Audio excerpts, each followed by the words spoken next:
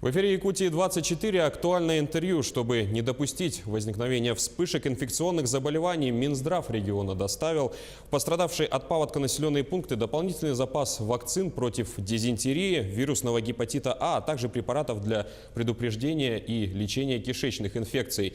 Доставили и другие лекарственные препараты. Во всех селах, пострадавших от паводка, дежурят бригады медиков. Обо всем об этом и не только мы сегодня поговорим с заместителем министра здравоохранения республики Людмилой Ильясовной Вербицкой. Людмила Ильясовна, здравствуйте. Здравствуйте. И первый вопрос. Сколько человек обратилось за медицинской помощью во время паводка и каков характер оказанной помощи?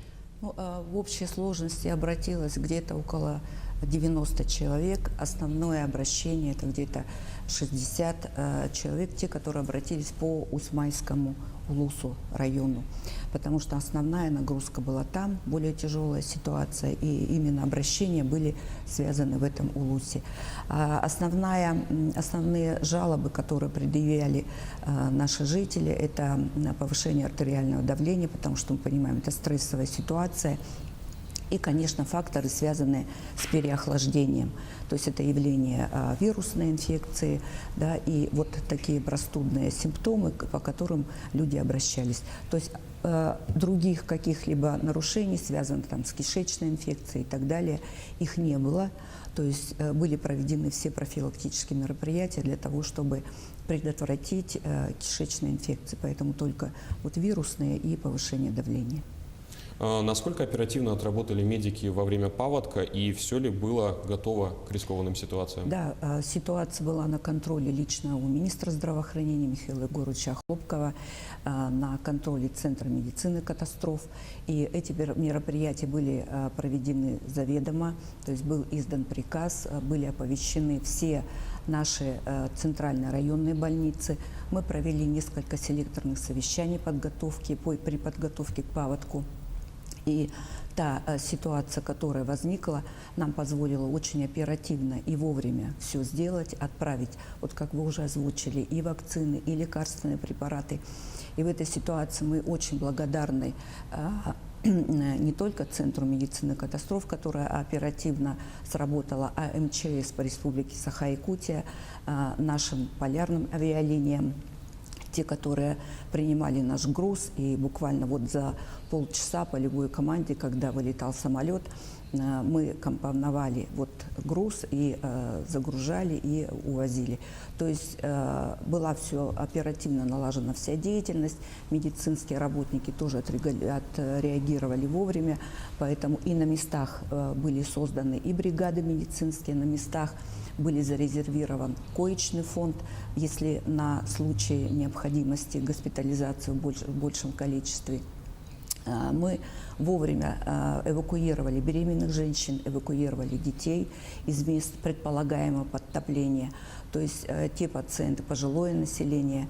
До сих пор мы проводим подворовые обходы тех людей, которые остались, и сегодня их наблюдаем. То есть сегодня наши медики, они работают в полном объеме, в круглосуточном режиме по наблюдению за состоянием тех, которые вот попали. В некоторых селах развернули мобильный госпиталь. Что он из себя представляет и какова его загруженность на данный момент? Мобильные госпитали – это оборудованная палатка. Рядом с ней стоит машина, которая тоже имеет блок питания. То есть это полностью автономная медицинская организация, только она такая компактная, в которой можно проводить и перевязки, и экстренные хирургические операции. Можно госпитализировать людей, и вот это мобильный госпиталь, в нем вместимость около 12 кроватей можно разместить. Поэтому полностью укомплектован медицинским оборудованием, полностью укомплектован ИВЛ аппаратами. То есть можно проводить любые оперативные, как говорю, уже вмешательства, все лечебные процедуры и оказать первую медицинскую помощь, как доврачебную, так и врачебную. А если говорить о загруженности, хватает ли этих 12 Да, мест? конечно. На сегодняшний день у нас вопросов перезагруженности нет. И если есть необходимость, то мы госпитализируем уже в стационарные условия в наши участковые больницы, в центральной районной больнице. Для этого наготове всегда стоит борт санитарной авиации. И если есть такая необходимость, а и такие случаи были, мы сразу перевозили в центральные районные больницы. Но опять же, наверное, как и с предыдущего вопроса, МЧС тоже Да. помогает. Это наши вот борты и вертолеты, санитарная авиация, полярные авиалинии. И, конечно, я говорю, что это вот большая такая хорошая дружная работа МЧС, Центра медицины катастроф. То есть вот здесь все слажено. Какая работа проводится на местах по профилактике именно инфекционных заболеваний? Мы прежде всего провакцинировали людей, те группы, тот контингент, который у нас попадает вот под все эти работы, да, и провакцинировали против гепатита А, потому что мы понимаем, вода не кипяченая, и это основной путь переноса. Это прежде всего профилактика дизентерии, бактериофаги и все препараты, которые необходимы, мы отправили. Плюс мы отправили достаточно большой объем противовирусных препаратов. То есть мы все-таки не допускали, если было переохлаждение, была спровоцирована какая-то вирусная инфекция, но тем не менее она своевременно проводилась, коррекция, лечение, и противовирусные препараты позволили нам не допустить тяжелых развития пневмонии, бронхитов и так далее.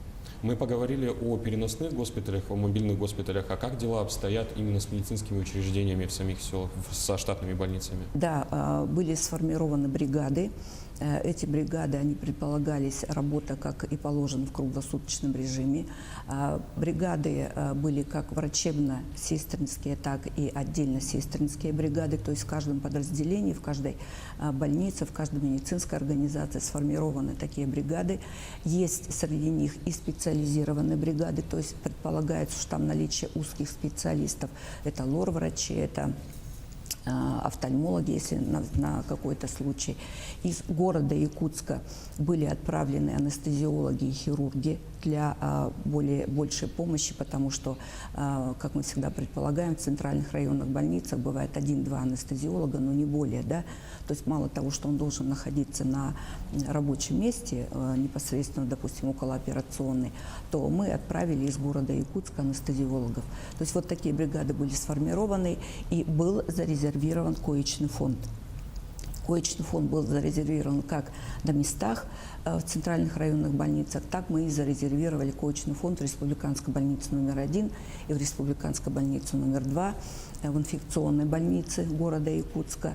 Поэтому весь коечный фонд, он и сегодня находится в резерве. Эта работа не прекращена, отбой мы не дали, то есть сегодня резерв есть, и большая работа еще проведена по увеличению запаса резерва лекарственных препаратов. Есть у нас медицинский центр «Резерв», и туда правительство выделило финансирование более 2 миллионов рублей для того, чтобы мы возобновили тот запас лекарственных препаратов, вакцин и бактериофагов, который мы вот уже истратили, и сегодня уже мы этот запас восполнили. То есть мы сегодня, по сути, все восстановили и готовы на следующий этап. Говоря о лекарственных средствах и вакцинах, сколько и каких вакцин направлено в села, помимо тех, которые вы уже ранее перечислили? Ну вот я говорю, что мы отправили бактериофаги, мы отправили по гепатиту А, плюс противовирусные препараты, лекарственные препараты, антибиотики мы направили, да, и помимо всего прочего в каждой больнице, в центральной районной больнице, на сегодня сформирован запас 2 месяцев. Поэтому то, что истратили, сегодня мы уже восполнили и компенсировали, перевезли в эти населенные пункты, чтобы запас был 2-месячный. Достаточно ли медицинских работников в селах и где действует режим ЧС? Да, медицинских работников достаточно, никто не ушел ни в отпуска и работает, по сути, вот как я уже говорила, в круглосуточном режиме. Плюс мы контролируем состояние тех служб, которые есть. Это ежедневный и дважды, утром и вечером, мониторинг, плюс проведение видеоселекторных совещаний из Министерства здравоохранения по ситуации. Это связь постоянно через Центр медицины катастроф. И если где-то есть какие-то, допустим, недостающие кадры, резервы, то мы из города Якутска отправляем. И плюс еще формируется из тех работников медицинских, которые сегодня в центральных районных больницах. То есть дефицита кадров по медицинскому обеспечению у нас на сегодня не имеется. А какие именно специалисты направляются? Вот я говорю, что мы дополнительно отправили анестезиологов, мы отправили хирургов, а узкие специалисты у нас есть на местах. Ликвидация последствий паводка требует колоссальных материальных и финансовых затрат. Министерство проанализировало уже эту ситуацию, чтобы, допустим, избежать этих затрат в будущем и быть готовыми к таким ситуациям? Вы знаете, я вот однозначно хочу заявить, да, что и в Республике Саха-Якутия был создан тот запас, который идет на чрезвычайную ситуацию. То есть мы не столкнулись с каким-либо дефицитом. У нас был запас в резерве, у нас был запас в самих центральных районных больницах, плюс у нас имеется организация как Саха-фармация. И вот благодаря тоже этому запасу мы вывозили лекарственные препараты. То есть вакцины, бактериофаги, они есть в экстренном режиме, да, они были, они у нас имеются. И плюс еще вот Саха-фармации мы брали те лекарственные препараты, которые нам нужны. Поэтому сегодня поддержка правительства именно этого направления достаточно четкая. Очень хорошо отработали наш Центр медицины катастроф, потому что эти запасы, они были всегда. То есть мы не столкнулись с ситуацией, что вот вдруг произошло, и мы катастрофически начинаем искать, где что взять. У нас все есть, оно было разложено аккуратно все по полочкам, как говорится, да. Поэтому мы только брали и отправляли туда, куда надо. Поэтому я говорю, что мы буквально за 30-40 минут могли скомпоновать груз и уже его отправить на борт, и сразу же он был доставлен в тот населенный пункт, который был. Потому что заявка формировалась и до этого, но по ситуации, которая разворачивалась, была необходимость в том, чтобы мы более оперативно срабатывали. Поэтому я говорю, в течение 30 минут мы с этой работой справлялись. Людмила Ильясовна, спасибо, что приехали к нам в студию. А я напомню, что у нас в гостях была заместитель министра здравоохранения республики Людмила Ильясовна Вербицкая. Мы сегодня обсудили тему медицинской помощи и профилактики заболеваний в условиях паводка. В студии работал Василий Радченко. Оставайтесь на Якутия-24.